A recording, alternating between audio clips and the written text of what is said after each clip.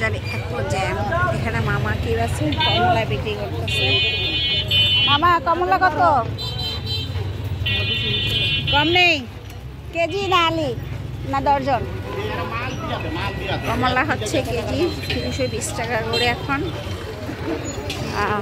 আমাদের কাঁচা বাজারে যে জ্যাম দে আমাদের সাথে কে আছে? আমাদের আরিশা আছে। আমরা এখন আসছি এখানে পিঠা কিনতে আসছি, মানে পিঠা না সরি, চালের গুঁড়ি নিতে আসছি, পিঠা বানাবো। তো এখন চালের গুঁড়ি কেনা শেষ, বাসায় চলে যাচ্ছি। আর রাস্তার অবস্থা এত খারাপ, রাস্তা তো ভাঙা, এই জন্য জ্যাম লেগে আছে।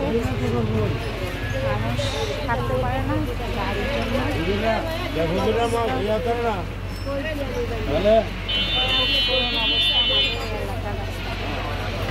এই ভাই আসতে, ও এই যে দেখেন যে অবস্থা, রাস্তা কাজ চলতেছে, কাজ চলে। আরিশাকে দিয়ে দিছি, দেখো পিঠা ঘুরে নিয়ে যাচ্ছে আরিশা। আরিশা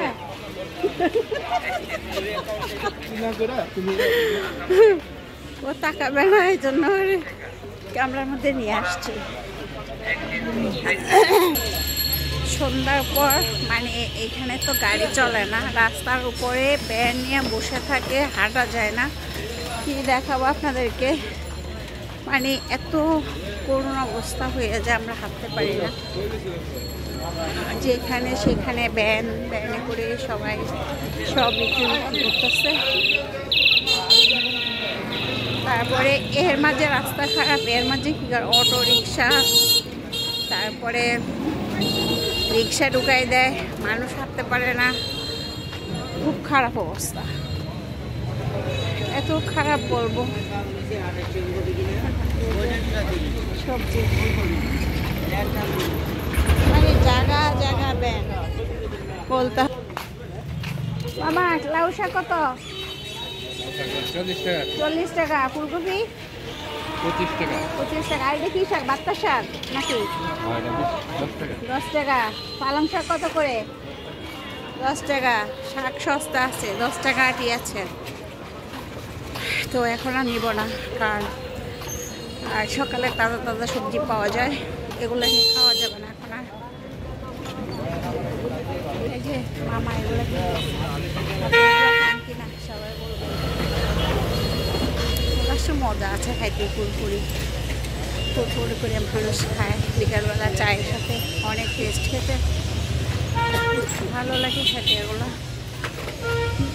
রাস্তা খারাপ তো, রিক্সা গাড়ি চলে না, হেঁটে হেঁটে বাসা যাওয়া লাগে, প্রচুর রাস্তা খারাপ। রাস্তার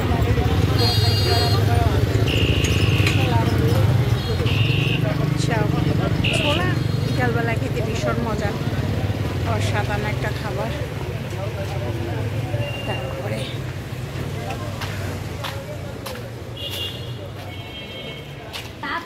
আরিশা চালের গুঁড়ি হাতে নিয়ে হাঁটতেছে আর বলে কি ওরা নিয়ে আইসক্রিম খাওয়াইতাম, ঠিক আছে? আইসক্রিম খাওয়াইলে সে আমার ব্যাগ হাতে নেবে।